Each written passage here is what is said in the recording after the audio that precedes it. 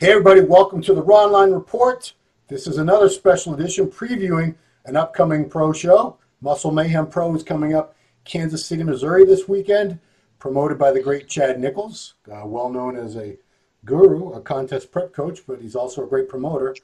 Before we get into that though, Giles, I just watched Muscle News Weekly 12, right? Was it 12? Yeah. What do you think is more annoying, your cat or my dog? Just kidding. Yeah, well, we've got 3 cats. 3, okay. So, yeah, but it's the ginger Tom that he's really needy, and he's always like, he's so greedy, so he's constantly wanting attention or food. He follows Rosie around everywhere. So so sorry about that. But I left some of the bits in because it was so funny. Yeah, well, anyone who's watched my videos, they've probably heard this really annoying bark over and over, because if nobody's home to kick the dog or something, well, we don't kick her. She'll just keep going and going. And there's no good reason. She's not hungry. She's not thirsty. She doesn't need to go to the bathroom. She's an old 15-year-old Shih Tzu. Just a pain in the ass. Okay, so. Brilliant. You guys did a great wrap-up of the Toronto. Thank you for adding to that. So let's go in alphabetical order of some of the top guys going into this Muscle Mayhem Pro show. First of all, this is a guy you have a lot to say about, because you were one of the first people to see him, was Rafael Brundle, the 24-year-old kid from Brazil. And you've said this kid needs to shut it down, stop competing. Clearly his sponsors or whoever is making the calls, maybe it's him. I doubt it, but maybe it's him saying, I just got to do show after show after show. He didn't look that great to me in Toronto. I had seen him in New York. His condition was pretty good in New York. It wasn't as good in Toronto. I think his body's just getting beat up and tired. He needs a rest. So unless they pull a rabbit out of a hat, I don't see how Rafael's going to look better at this show. Tell me about Rafael and what you would do if you were his advisor.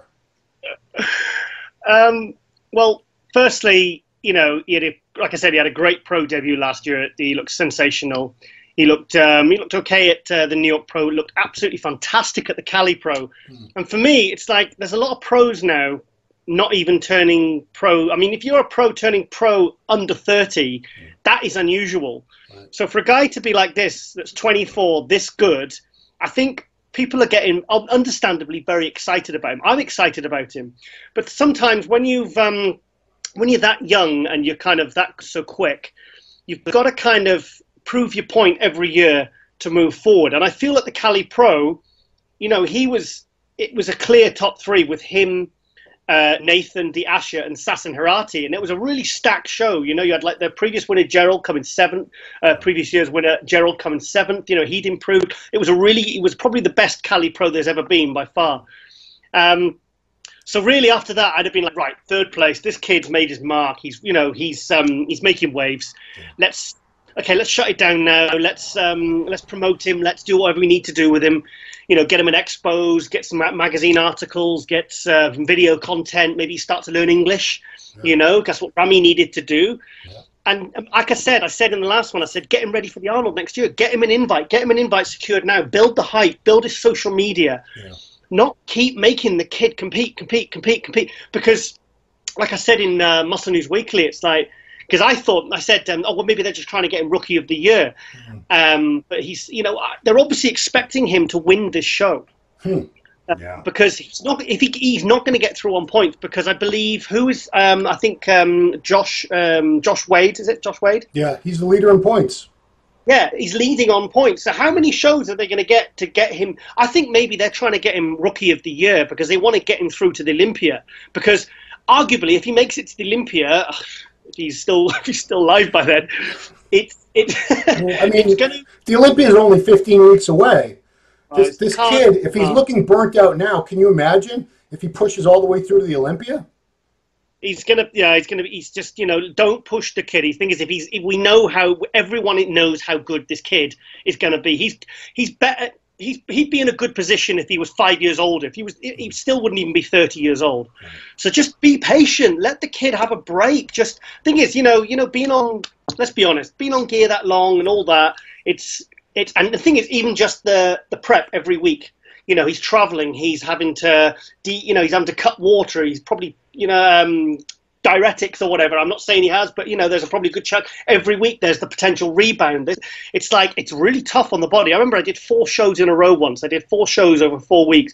And by the third show, I was sick. I was really ill. And by the 4th show, I mean, I staggered on stage, literally. And I was, you know, and my body was just, you know, but I don't understand what there is. Because the thing is, you're only as good as your last show. And if he doesn't get like top 5 or top 6 here, people will maybe, whereas if he'd have done the Cali Pro, everyone's like, oh, you know, maybe if he'd have gone the Olympia and made top 10. It's like that sometimes you can create more hype around, like, by not appearing, by people speculating, you know, and thinking, oh, but because even if he did get to the Olympia, what are the odds he's going to make top 15?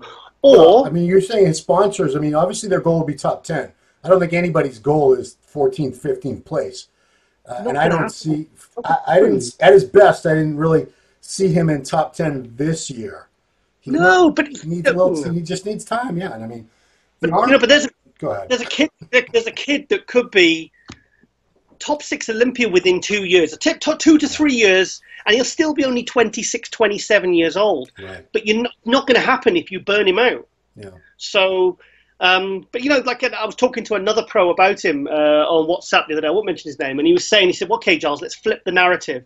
Let's, you know, maybe this is good for him. Maybe this is good for his, you know, his profile. You know, it's like he is, like I said, he is a big superstar in Brazil, and maybe it is a good thing for him to get his feet wet. And he said it'll either make or break him this next few weeks. Mm. But I think sometimes it's good to go out on a bit of a high. And I think when he got 3rd at the Cali, you know, against Nathan D'Asha, and comparing very well with Nathan D'Asha, who, let's face it, is probably going to be top 6 Olympia this year. Yeah. That is real achievement. And I think, you know, that's his 3rd pro show in like 6, 7 months. I think that's enough. Yeah, I mean, Toronto, you know, 5th place behind Cedric, who was very out of shape.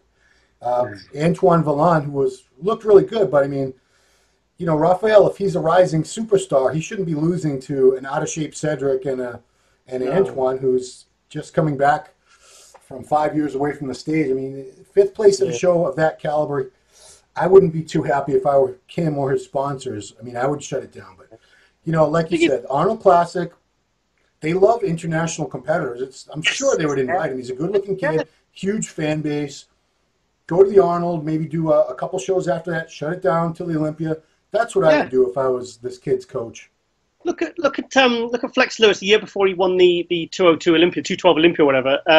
He had a year off. He had a full year off, and he was like next in line. And it was like everyone was like really shocked. And he said, but yeah, but people still expect me to make improvements. He said, I can't do that if I just keep traveling and working and competing. He said, I need that time off to improve, to come back and win it. And he did. That's exactly what he did. Yeah. So, like I said, it's exciting, but you know, he needs to. I would shut it down now and bring him back next year, and really rather than just focusing on competing to get his name out there, work on building his social media, work on getting him some TV appearances, learn English. Right. You know, just get some really good regular video content and really build this kid's profile so everyone is absolutely, you know, so excited to see him at the Arnold, because that is what's going to do him, and he'll have a proper break. But like I said, it's I don't want to sound negative, because I am absolutely behind this kid. I think he's absolutely fantastic. Yeah. I just don't know. I just worry. I worry, especially with some of the tragedies in the sport last year. You know, when you push people too hard, too much, I do worry about them, and I'm concerned for them, because it's, you know, we need to keep our guys. You know, I want to see him. You know, I'd hate to see him burnt out before he's even turned 30, you know, but at this rate, they are going to burn him out. How many more shows is he going to do now? I was really shocked to see his name on the list, actually. Yeah, I mean, why is he, you know, it's great for the promoters, it's great for fans in that area who now they get a chance to see him, but not the best strategy. So moving on. Do you know what? I wouldn't even mind getting. I wouldn't mind sort of speaking to his sponsors, actually, just to see. I'm actually curious to see what they're planning. Yeah, I'm curious. Yeah, I'm curious. What are you guys thinking? What's going on? No, I'm just curious to see what their plan is. Right. Yeah, I'd be curious if you find out. You know, if we send it to me anonymously, you know, send it to me on WhatsApp. I won't spread it if they don't want it. If you want it, I'm curious. Yeah. Max Charles, who I just saw in Toronto, 7th place. Max actually looked pretty good. I was looking at him and thinking, you know, I wouldn't have actually had him any higher or anything, but I mean, condition was pretty good. And I have to say, in New York, he had some his delts were very strange looking, and people were saying, "Oh, he's got synthol in them," and it must not have been synthol. It must have been just regular stuff or whatever, because he did not have that same look. And it was only 2 weeks later.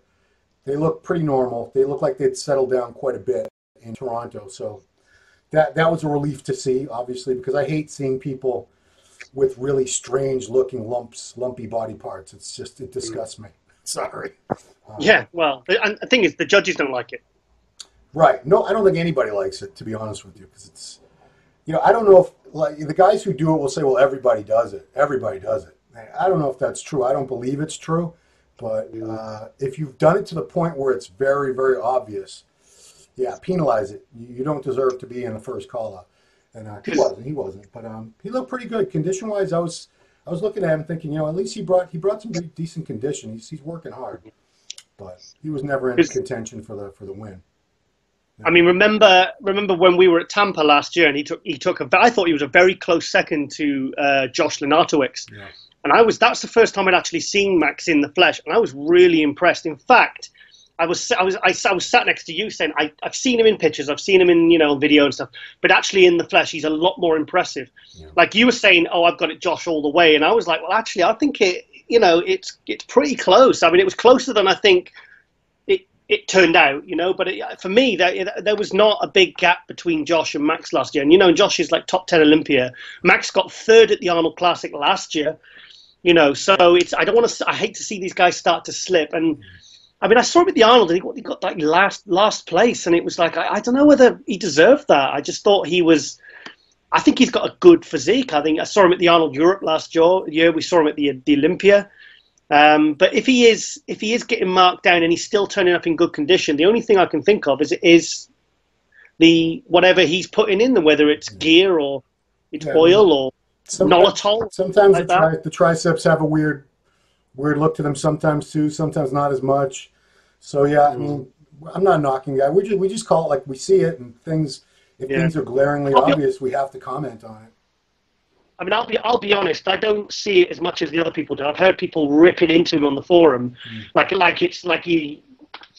I don't want to say a name, like like really bad. And I'm like, I can see it slightly, but no kind of worse than a lot of the other competitors I see. Without mentioning names.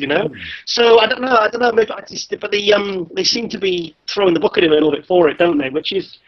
I don't know. I don't know. Because like I said, I thought his condition at the Arnold Classic I thought was great. But yeah, he seems to have been slipping this year, and I don't know what he needs to do to pull it back, really. I mean, another theory I have as to why he's not doing better, why he's starting to slip down is, his legs, they've definitely come up a lot, but they still do not match that massive upper body of his.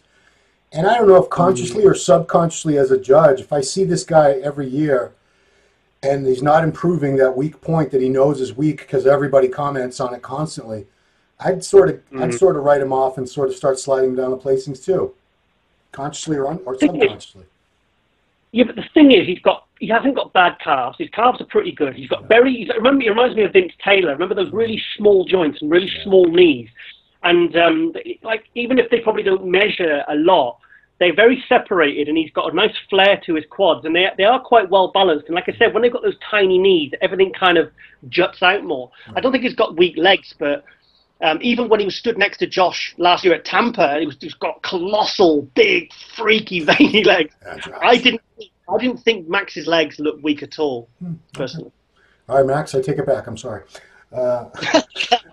So next guy is someone we're both familiar with. You just had him on. An update on your show, and I just did a Ronline with Charles Griffin, who was runner-up at this show, Muscle Mayhem, last year to Victor Martinez. Charles is definitely in the running for a win here, as far as I'm concerned. He's got a hell of a physique. This guy, arms, legs, back. What does this guy still need in your eyes to be winning big shows? Big shows. I'll tell you what. I think he's the fastest improving competitor I've seen, certainly this year. Literally, I mean, I'm not allowed to show you the video he sent me. He said, just don't show it to anyone. He sent me a couple of pictures and a video, so there's no photoshopping pictures. It's all raw footage. He sent it to me, and my jaw dropped, mate. My fucking jaw dropped. Wow. Because like remember, if you watched early Muscle News Weekly, I said when he got second at Indy, was it Indy? What's it? Second Indy Pro. Yeah, this year. Yeah, he Indy. got second Yeah, Kukla. he got second. Yeah. Yeah, he got second in India. And I remember I said, I like his physique, fantastic arms, but his shape's a little bit strange, and his legs, it doesn't quite, it's an unusual shape, but it's not a bad shape. But that's gone now. It seems to have improved. He's, like, in fact, I think one of his worst shots, his frontal bicep, is actually one of his best now. You'll see on the weekend, honestly. I posted, I don't think he was hitting that shot right. To me, it looked like he was crunching down on his abs a little bit, which would pop out his obliques and made his waist look thicker. And if I get a chance to say it to him, I'll say, lift up the rib cage and suck in, try to do a little bit of a vacuum, and then you'll get that real V going. Because I don't think it's a structural issue or anything. I think he just doesn't hit that shot to complement his physique the best way possible. But I'm telling you, he's probably going to have, I think between him and Gerald, they're going to have the best condition. Between him and Gerald Williams, they're going to have the best condition. Because this guy, he sent me a picture at 3 weeks out, and it was better than just about any of the stage conditions I've seen this year. I mean, he was dry, separate. He looked like he'd done a water drop for it. And he says, no, this is me just straight after training. He said, this is me with a pump. Yeah. And I was just absolutely blown away. But wait till you see him. You're going to be, his hamstrings, his quads, he's got more sweep on his quads now. The detail. And I said, he's got that kind of, someone said, it's like I said, it was a very, almost like a Bonac type quality to his muscle, the detail, the striations, the separation, the fullness, without having that, and someone said it's like a cross between Phil Heath and William Bonac. And I tell you, I can see it. It's like he's like a hybrid. Wow. And I'm honestly, I've got a feeling he might win this one. And I think I could see him in the top 10 Olympia. I'm telling you, I've just got a really strong feeling. Yeah. And he's, and the thing is, from what I've seen in the improvements from the Indy, I think he could improve again to the Olympia because he seems really hungry for it. I've been messaging him back and forth. And I like him as well. I see seems to have a really good attitude. And like I said, I put a few clips in, was it last episode of Muscle News Weekly, and it's just a shot of him doing laterals from the back and just the fullness. Yeah, he's going to be good. I mean, he's only been competing for 4 years. 4 years ago, he was a light heavyweight, so... when he started competing. What is it with these guys that come up so fast? It was like I put like Derek Lunsford, the guys who've gone from being a middleweight to almost like a heavyweight in like 2 years, and and what's the guy Patrick T. Moore I put in, and he's like, yeah, I started competing a couple of years ago, and I'm like, what? Yeah. It's unbelievable how fast these guys can improve when they really, they just seem to pop up from nowhere, Right. Well, I mean, Dorian's first show was 85. He won the Brits in 88. So he was already damn good. And then, 90, second at the Night of Champions. 91, he was pushing Lee Haney at the Olympia. I think when somebody's that good, so genetically gifted and works that hard, it doesn't take 20 years for that great physique to come out. It happens pretty fast.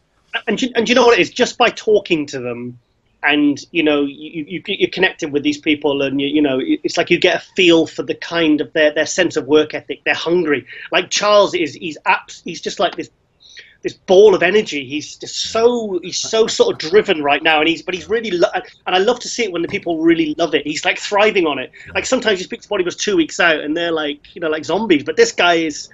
He was like me when I used to compete. I'd be like 2 weeks out. I used to love it. It's like. Well, so I think I'm picking Charles to win this, mate. I think he's going to win it. He's just going to be. I think. You talk about the other. As a journalist or whatever the hell I am, I appreciate how enthusiastic he is to do interviews and stuff too. That's I know that's not part of the athlete overall, but it's important to me because I messaged him to do the Skype thing in Ronline, and he was like, "When do you want to do it? I can do it now, or I'll be home in 10 minutes. Let's do it." Like, okay, yeah, that's awesome. I think because he knows he knew when it was time to make his move and really put his pedal to the metal, and really kind of. And I think he knows now this is going to be his year, and I think he's going to be one of the. I mean, conceivably, if he wins this weekend and gets to top 10 Olympia, he could win Rookie of the Year. Yeah, I mean, yeah. Why wouldn't you have him? I mean, Rafael, he hasn't won anything yet. I mean. Yeah, I'd vote for Charles if he wins this show and gets top 10 at the Olympia for sure. Well, statistically, if he gets a win and gets to the Olympia, I can't think of anyone that will have done better than. The thing is, though, didn't Charles compete last year? Did he compete last year? Did he compete? I'm sure he competed last year, didn't he? Last year Charles was second at the Muscle Mayhem to Victor. He's not a rookie then. Well, I mean, is Rafael a rookie? San Marino was last year. Yeah, but that's for the following year. I guess. Okay. Yeah, because it's after the Olympia. So the Chinese calendar. Which calendar were you using? No, it's before or after the Olympia. I know. So next guy is Chicago's Kevin Jordan, who kind of looks like Dwayne "The Rock" Johnson.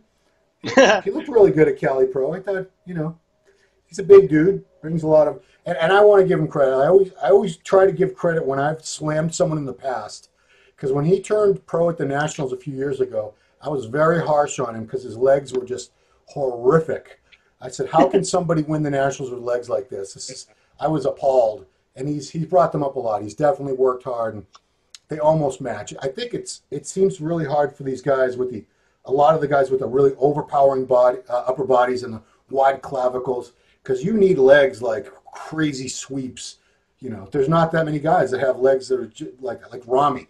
Rami's got clavicles that are like 5 feet wide, and he's got these monstrous bulbous legs. But that's a rare thing. Yeah. How tall is he? I want to say Kevin's 6 foot or 6. I think he's 6'1". He's a big guy.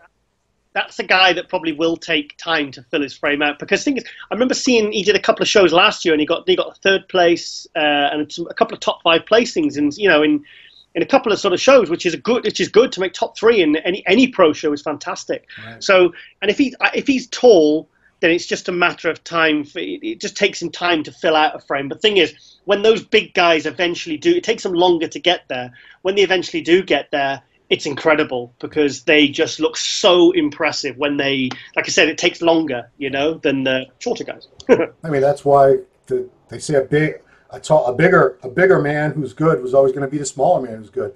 All else being equal, the bigger, taller guy usually wins. So another potential winner, I think, Michael Locket. Michael should never be underestimated. He's damn good. He's got a very unique physique. Oh my God! They say everybody looks the same now. You could see him without the head. You go, oh, that's Michael Locket. Oh, Michael, yeah, because I speak quite regularly to Michael, yeah. And I put him in the show a couple of times, and I like talking to him, and the things he eats and the way he trains and the way he talks about certain aspects. You just think, this guy's got alien DNA. Is he still eating like Twizzlers? What is he eating now?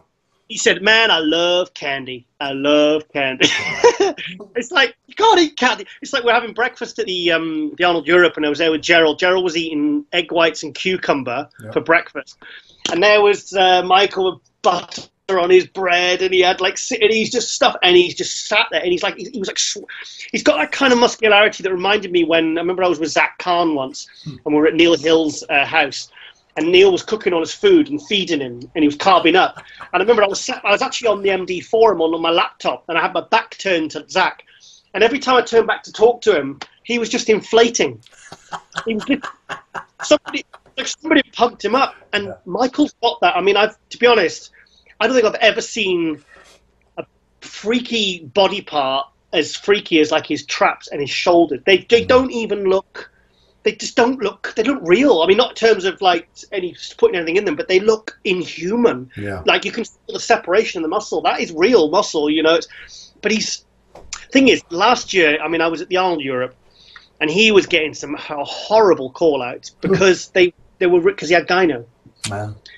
And he got like the last call out with the guys that, like the local guys that I think they just dragged off the street. I mean, there was guys. Yeah, and I was thinking this guy. They were really penalising him for the gyno really harshly, because he was, physique-wise, it was like sticking me next to Ronnie in a freaking lineup. I felt really sorry, So, but he's had it fixed now. Okay. And I mean, he's always going to have that issue. Has he ever told you exactly why his right leg is smaller? I don't know. No. I mean, I don't know if it's an injury or nerve damage. I don't think anyone's ever had the balls to ask him just directly, why is your right leg smaller? It goes to show you how good he is, that it's definitely smaller. It's clearly a couple inches smaller, but he still does very well because the rest of him is just so damn good. You know, I've never noticed, Ron. I've never noticed. Never noticed. Michael Lockett's right I've never noticed. Okay, when we're done with this, go look at some pictures of Michael Locket. His right leg is clearly smaller. It's not even a question. But I mean, like I said, the rest of he's got these round, full muscle bellies. He's got this grainy, dense look to the muscles. It's funny when we bring up like that. I always joke that somebody's myostatin deficient, and obviously that's a really rare thing.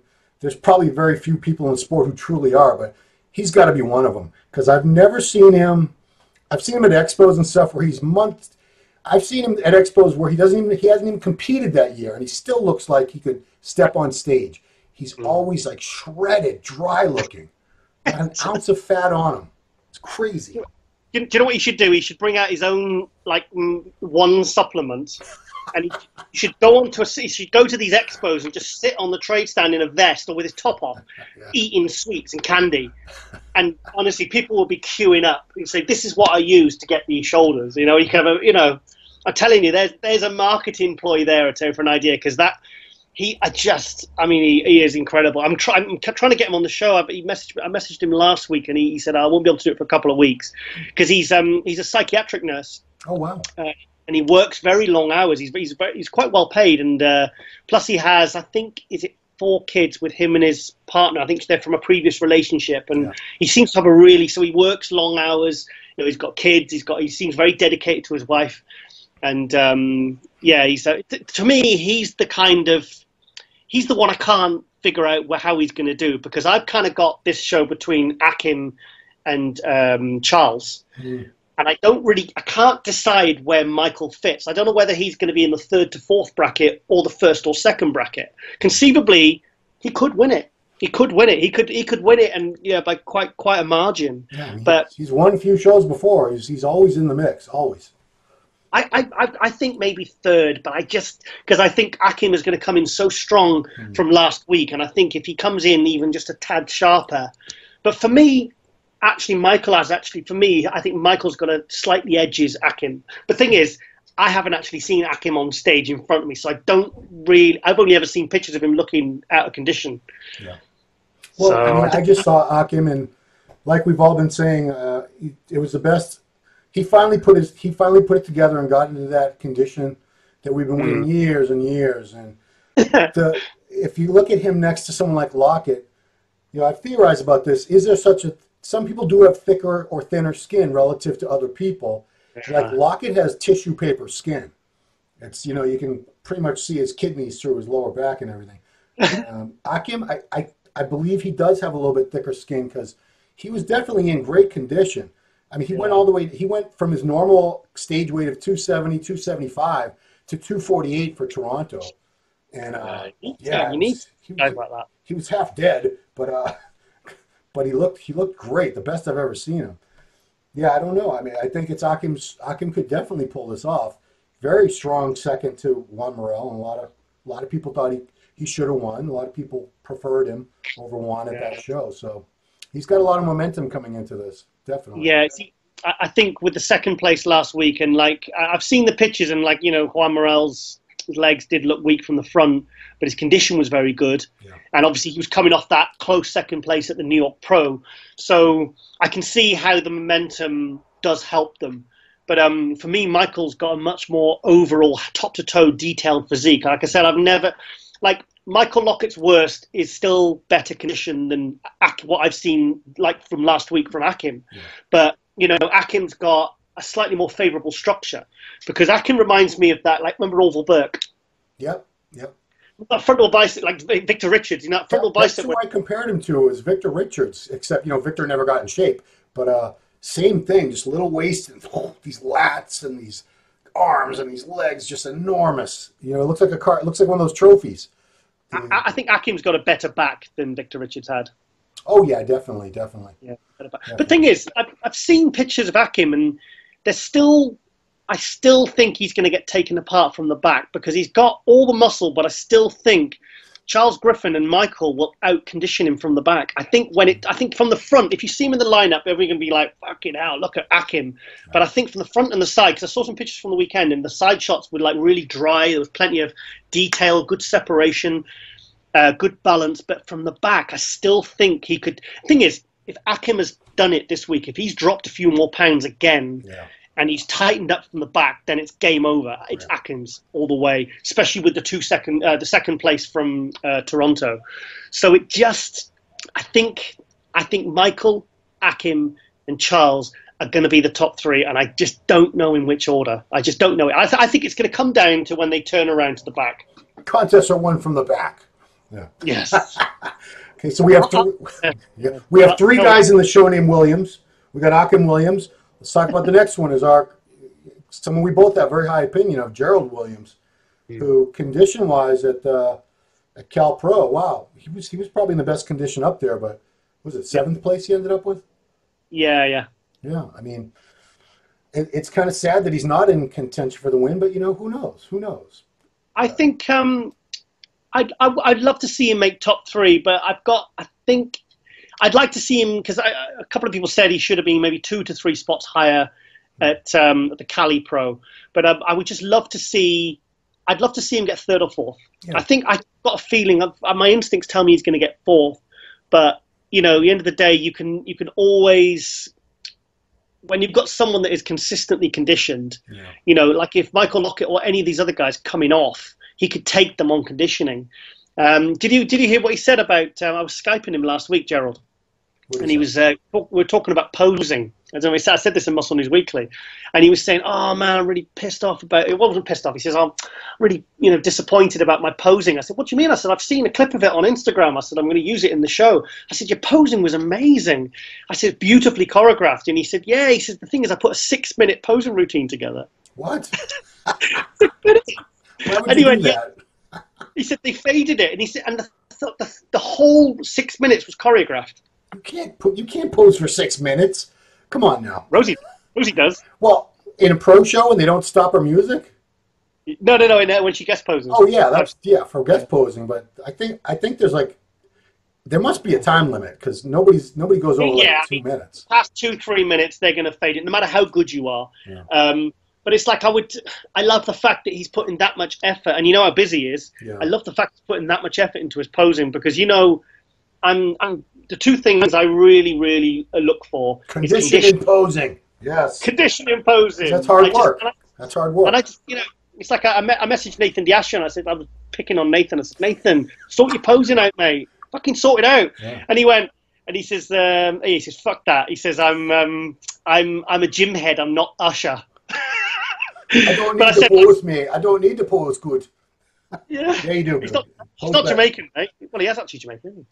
That's the Scouse accent. But anyway, yeah. So, and he said about, I said your transitions are lovely. I said, but I would, you don't hold your poses. I said, it's important for even photographers to get good pictures. Yeah. Otherwise, you get what happened at the New York Pro, where no one actually gets him, and remember his waist was looking thick. Right. And so it's important, guys, to hit your poses properly in your routines, because you want to hold your poses. Because I'm sitting there trying to get pictures.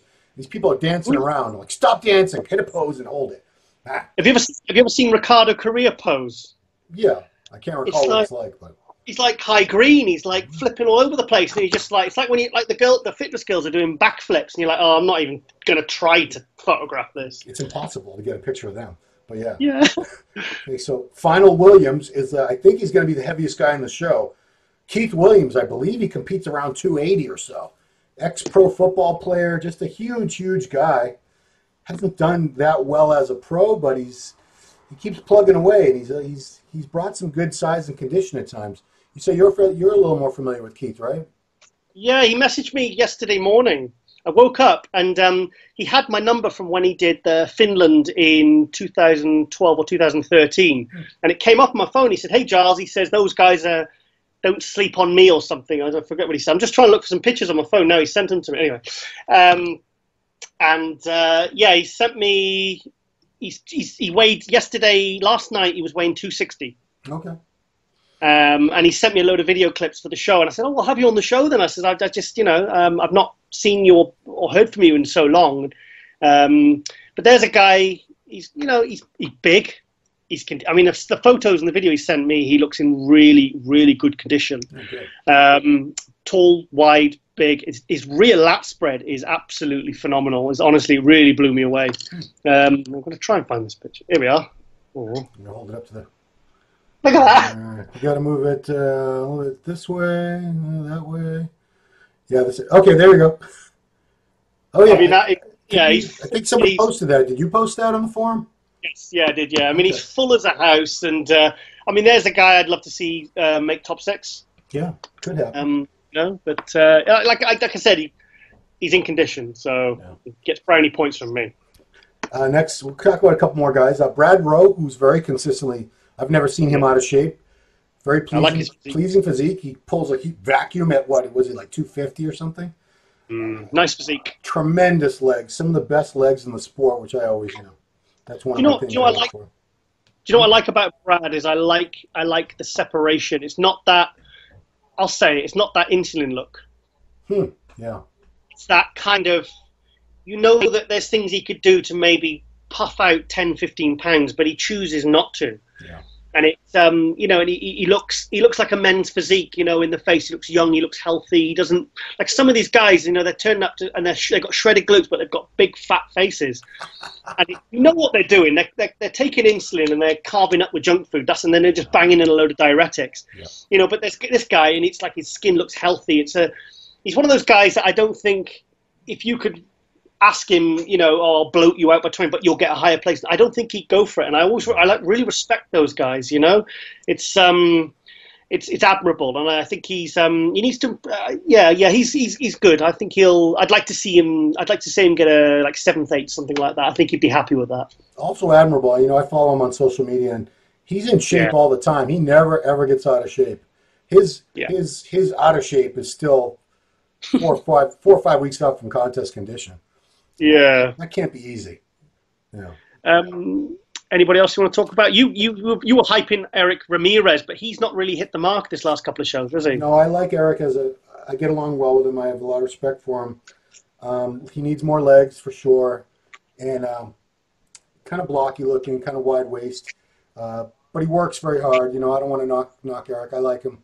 He just doesn't have the most pleasing physique, and maybe he can work on that and fix things. And one other guy I do want to talk about, Dorian Haywood. He's actually pretty good. We saw him in Tampa last year. Yeah. I think he was just out of the top 5. He's from Colorado. Pretty big, thick guy with pretty good shape, and he brings the condition. He's somebody who's kind of a sleeper. Like, you wonder, why isn't he getting a little more action in the call-outs? He was one of those guys that stuck in my mind from Tampa, and that was a big show. There was 20+ guys in that lineup, and he's one of the guys that came up, and I was like, fucking hell, look at him, because I could see maybe why he wasn't going to get top 5, but he still impressed me. His physique still impressed me. His waist was a little bit wide, but he had these fucking legs, and just really, you just know that guy's an animal in the gym. I remember being reminded of, his name's Dorian, so I could say he's in that mold. He definitely looks like someone who's built his physique with a lot of heavy weights and high intensity. This is not a physique that was built with pumping and hammer machines and cables. Yeah, if Dorian Yates and Branch Warren had a love child, this is what he'd look like. Love child. So yeah, let's see how he does. So that's all I want to talk about. This is it's going to be a pretty decent show. The lineup, obviously, Akim jumping in made it a lot more interesting. Especially coming off such a strong and controversial second in Toronto. So we'll see what happens. We're going to have photo coverage. Hector Mendoza is going to be there for us. So we'll have a contest gallery. Yeah, Hector's a good dude. We like Hector. I don't like Hector sharing my hotel room because he smells like a freaking grizzly bear. But other than that, I love you, Hector. Sorry, Ron. Yeah. Why isn't Josh Wade doing this show? I don't know. Because he's a leader on points, so surely he could jump in this and get some more points, and then he would get to the Olympia. Why isn't he doing this one? I need to get him on Ronline and find out, honestly. I've just been... Yeah, reach out to him. Yeah, I'm going to get him on. One of his clients reached out to me and said, why haven't you had him on? And there's a lot of people. I'm just... I need to catch up. Get a lot...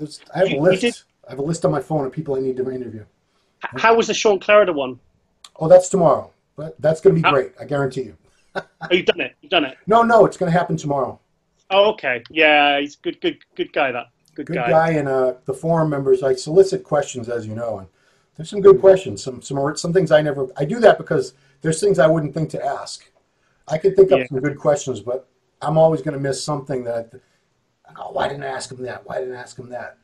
So thank you, forum members. Keep the questions coming whenever I do that. It helps make for better interviews for everybody involved. Yeah. Also, Ron, in 2011, when I was at the Arnold for MD, I interviewed a guy who's in this show called Kenneth Jackson. Oh, yeah. And I remember he was with Gaspari, and I interviewed him on the Gaspari stand. Yeah. And he seemed like a really bright kid, really kind of enthusiastic, very smart. Yeah. And I always wondered what kind of happened to him, because I think he just turned pro, or he was going to turn pro. I think he ended up turning pro around that time. I just saw him. He was just in the Toronto Pro competing. I haven't seen any pictures. What's he like? He's got a really good physique. He just didn't come in shape. He was off. Right. He came in too heavy, too full and heavy, and yeah, he just needs to work on the conditioning, because I remember when he first turned pro, he definitely needed a lot more size. And right. He's on the other way now. He's probably put on, I want to say, about 15, 20 pounds since then, in all the right places. He doesn't have a gut or anything. It's just he was way off. Because even when I was interviewing, I could see the guy had you could see he had that kind of crazy genetic shape, and I thought I'll have to remember him and keep an eye on him, because I really enjoyed interviewing as well. He was like a really nice guy, kind of like a Gerald type or a Tony Freeman, where there's lots going on and they've got really, they engage with you, and I found him. I was pleasantly surprised by how the interview went. So I mean, condition wise, looking at the shows coming up, obviously he's going to make his own decisions and everything, but I think Tampa's in July, right? Yeah. I mean, yeah. Chicago Pro is July 7th. He could jump into that. Oh, Tampa Pro is not till August 4th. Jeez.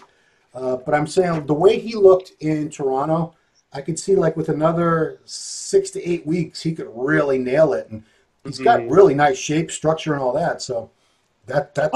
What does he weigh? I don't know, but he's a big dude. I might try and find him on social media and see if we can help guide him a bit, because I'd love to see, I'd like to see him do well. Okay. Fair enough. All right. Well, we talked about your cat, my dog, and everybody in the show, so I think we're good. Yeah. All right, Giles. Thank you so much. As always, you're my partner in crime, and I love it. I appreciate it so much. Over there with your high-speed internet now, love it. So, for the Ronline Report, this has been the Muscle Mayhem Pro with Giles Tiger Thomas and me, Ron Harris. Thanks for watching.